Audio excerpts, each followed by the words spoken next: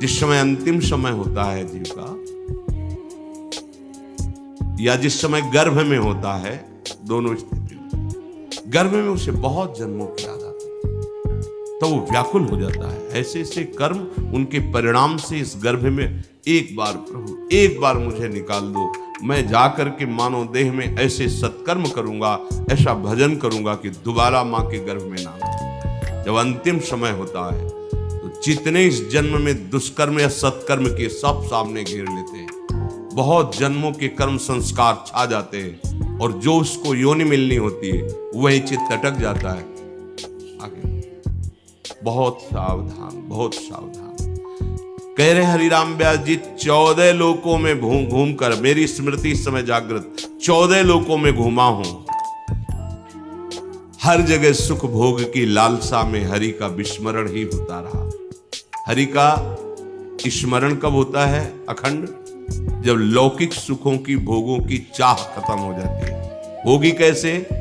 भगवान नाम जप से। हरि का विस्मरण कब होता है? जब किसी भी भोग में महत्व करके भोग रहे होगे, उस समय हरि, और अगर हरि स्मरण है तो उसमें सुख नहीं मिल सकता, क्योंकि सत्य प्रकाश तुम्हारे साथ है।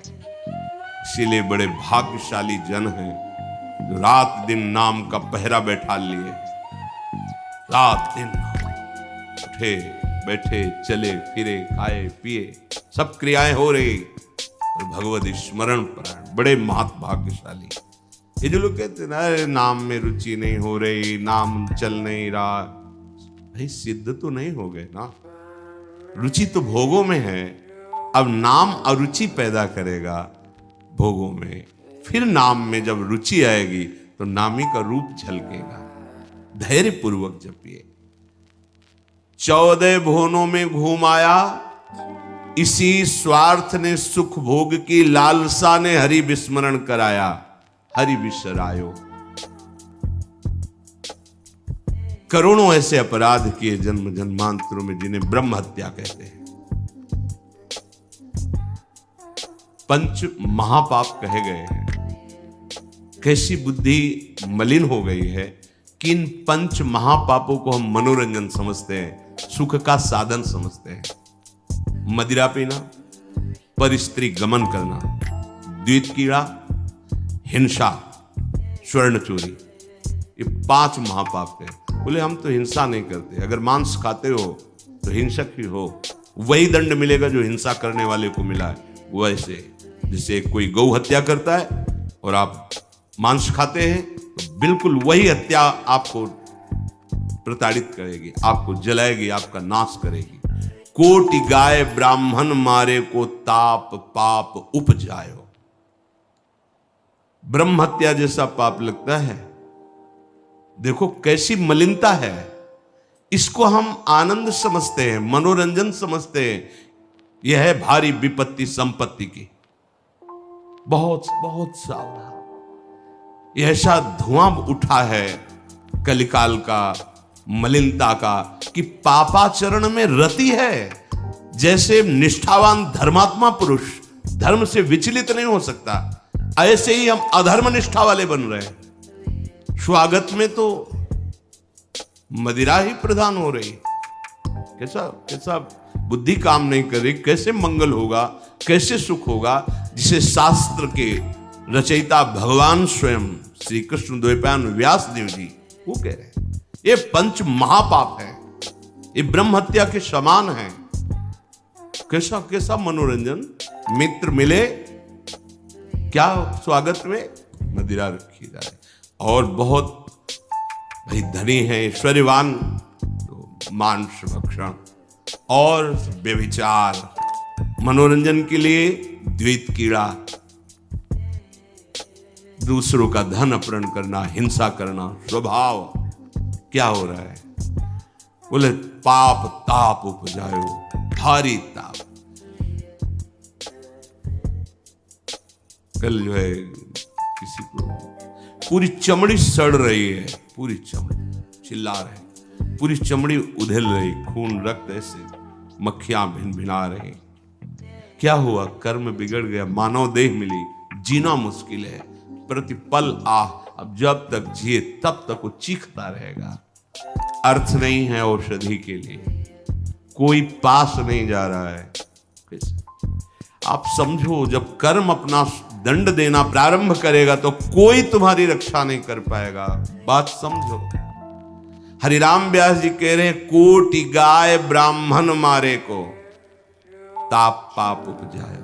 आप देश विदेश घूम रहे, आप मांस भक्षण कर रहे हैं, क्या आपको ये जानकारी है कि विधर्मियों ने तलवार की नोक पर उसको पवाने की चेष्टा करते थे तो गर्दन कटवा लेते थे जन, पर उसको कभी जवान पे नहीं रखा, ऐसे चीर दिए गए, स्वीकार कर लिया, पर उन्होंने उसको रख। आज तुम पैसे देके खाते हो, तुम जानकारी करते हो कि जो तुम देश विदेश से घूम रहे हो, गर्दन उतरवाना स्वीकार कर लिया पर चखा नहीं। आज तुम्हारी बुद्धि इतनी भ्रष्ट है कि तुम पैसा देकर उसे खाते हो और अपने को मनुष्य, अपने को जो भी नाम दो कि हम ये सनातनी, हम ये धर्म में चलने वाले। आप क्या, सनातन भगवान का नाम है, भगवान का नाम सनातन है। तुम भगवान के हो तो भगवान की आज्ञा का पालन करो। तुम्हारे लिए जो बना हुआ आहार है उसे आप पाओ, धर्म पूर्वक चलो। महापाप हम हर्षित होकर करते हैं, बातें बड़ी बड़ी ज्ञान वैराग्य बड़ी उन्नति की बातें करते हैं, और हमारे आचरण कैसे होते हैं। सुधार करो भाई, सुधार कर लो। अगर आपको ये मानव देह मिला है तो संभाल कर लो, नहीं कितनी योनियों में भटकना पड़ेगा अभी पता नहीं। अज्ञान के कारण लगता है देख लेंगे, कुछ नहीं। सावधान हो जाओ। यदि आप जिस पशु का मांस खाते हैं उसी पशु की हत्या का आपको पूर्ण दंड मिलेगा। यानी मैं खरीद लाता हूं, मैं कोई हत्या तो नहीं करता, लेकिन आप पा रहे हैं ना, वही पाप आपको लगेगा। वही कर्ता प्रेरक अनुमोदन। आगे कह रहे, कभी नीच प्रवृत्ति धारण करके, नीच योनि में जन्म लेकर के नाना प्रकार की चोरी कपट छल, बस कैसे पेट भरे। कभी बहुत विद्वान होकर के विद्या के अभिमान में तर्क विवाद करते हैं, प्रकांड पंडित थे ये, जहां भी जाते थे विजयश्री विद्वता से प्राप्त करते थे। तर्क जिह्वा में ऐसी प्रवीणता थी, कोई इनके सामने टिकता नहीं था। तो वहां फिर नमस्कार, पूजा, सम्मान, वाहवाही। कबहू कविद्यावाद स्वाद लगी, ब्राह्मण हुए पूजवायो। जब कोई प्रणाम करता है, नमस्कार करता है, प्रशंसा करता है, अच्छा लगता है। वो अच्छा लगना देह भाव को पुष्ट करके भगवत विस्मृति के गर्त में गिरा देगा। कभी तो इतनी गरीबी देखी है, कभी किसी योनि में ये देखा कि राजा बन गया, छत्र चौर बड़ा वैभव, लेकिन उधर गरीबी में भूख से व्याकुल होकर भगवत स्मृति रहित जीवन गया। कभी इतना वैभव कि उसके अभिमान में प्रभु को भूलकर भटकता रहा। ये ऐसी माया है कि जो जहां है उसी में आसक्त है। महाभारत में प्रसंग आता है, भगवान व्यास देव जी जा रहे थे तो एक नाली का कीड़ा निकलकर बड़ी तीव्र गति से मार्ग को लांघ रहा था। वह भाई, इतनी रफ्तार से आप जा रहे हो, क्यों, क्या पीड़ा है तुम्हें? बोले उस साइड की नाली में मुझे जाना है और भयभीत हूं। क्यों भयभीत? तुम्हें गाड़ी की आवाज नहीं सुनाई दे रही? बैलगाड़ी आ रही, वो हमारे ऊपर चढ़ेगी तो मैं मर जाऊंगा। भगवान व्यासदेव जी सर्वभाषाओं का ज्ञान रखने वाले, उन्होंने कहा तुम्हें इस कीड़े शरीर से इतना प्यार है? अरे ये शरीर नष्ट होगा तो दूसरा शरीर मिल जाएगा। बोले आपको जो व्यास शरीर प्रिय है ना, ये उतना ही हमें ये कीड़े का शरीर प्रिय है। भगवान व्यासदेव जी ने कहा बड़ी भगवान की विचित्र माया है, अब हम तुम्हारा परम कल्याण करेंगे। तुम एक बार मेरे कहने से रुक जाओ, अभी शरीर छूटेगा और तुम सुख को प्राप्त होगे। तुम्हें दुख नहीं मिलेगा शरीर छूटने के समय। स्तब्ध किया उसको, वो गाड़ी आई कुचल के। उसका फिर चतुर्वर्ण में जन्म हुआ मनुष्यों में। वो जब नवयुवक हुआ तो अपने इन्हीं सब कार्यों में, जो चतुर्वर्ण के कार्य, उसी में मगन गए भगवान व्यास जी। बड़ा बड़ा प्रसंग है, मुझसे छोटा करके। भाई तुम कौन हो? अपना परिचय। मैं अमुक हूं। नहीं नहीं, तुम्हें याद है? अब स्मृति जागृत हुई। हाँ, मैं वही कीड़ा हूं जो आपसे। तो देखो तुम फंस गए ना फिर यहां। जैसे तुम्हें कीड़े का शरीर प्रिय था, ऐसे तुम ये इस शरीर में। नहीं नहीं, इसको भी छोड़ो। भगवान व्यास देव जी ने वो शरीर छुड़वाया। क्रम से वो प्रथम वर्ण में जब ऐसे राजा बना, तृतीय वर्ण, ओ चंवर डुलाए। तुम्हें याद है? हर वर्ण में उसका जन्म हुआ क्रम से। तुम्हें याद है? हाँ, मैं चक्रवर्ती राजा हूं, मेरा है वैभव, मुझे स्मृति। नहीं नहीं, तब पूर्व। हाँ, मैं नाली कीड़ा था, मैं ये समझो। भगवत स्मृति धारण करो, इस पे राग मत करो। वहां त्याग कराया। जब प्रथम वर्ण में जन्मा, वो अपने कार्य में विद्वान होकर ऐसे उपरोहिता। फिर भगवान व्यास जी, तुम्हें याद है? शास्त्र याद है? ये सब नहीं, पूर्व स्मृति याद है? पूरी याद कर। हाँ, अब एकांत वन सेवन कर, और मैं जो ब्रह्म विद्या का उपदेश कर रहा हूं उसको धारण कर, तो परम पद को प्राप्त हो।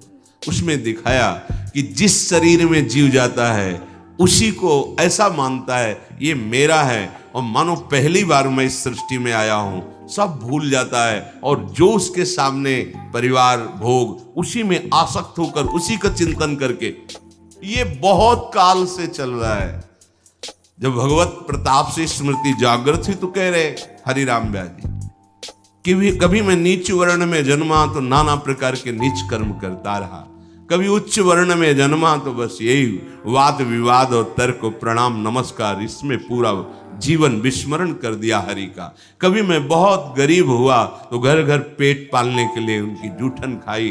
कभी सिंहासन पर बैठकर राजा हुआ, छत्र चंवर डुल रहे, भूल गया ऐश्वर्य में प्रभु को। कबहू का कंचन कामिनी लगी, रन दूल्हा बिरद बुलायो।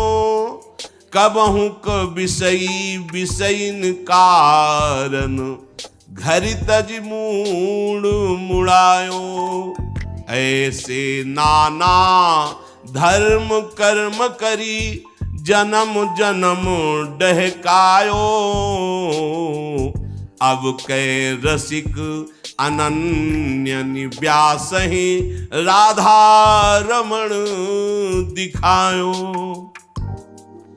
कभी कंचन में आसक्त, कभी कामी में आसक्त, बड़ी दुर्दशा हुई।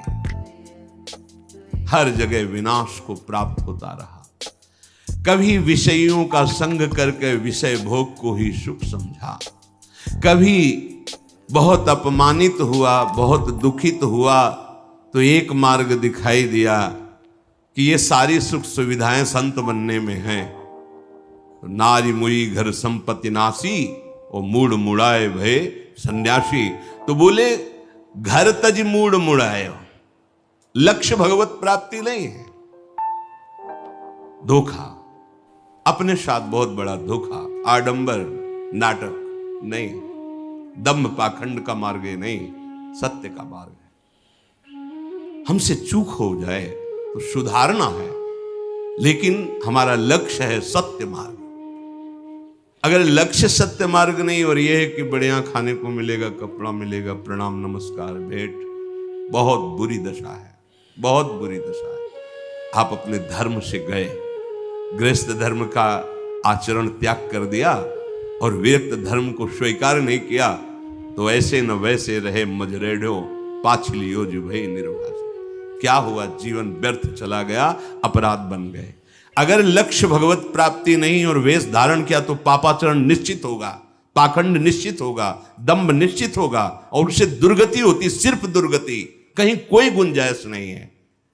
ये वेश ऐसे नहीं धारण करना चाहिए। ये देख करके आप चलो बाबा जी बन जाते हैं। आप तो कह रहे घर तजी मूढ़ मुड़ायो, चलते बड़ी सुख सुविधा है। ठीक है, तुम बाहरी फिर मन और इंद्रियों का विलास इसको रोक पाओगे?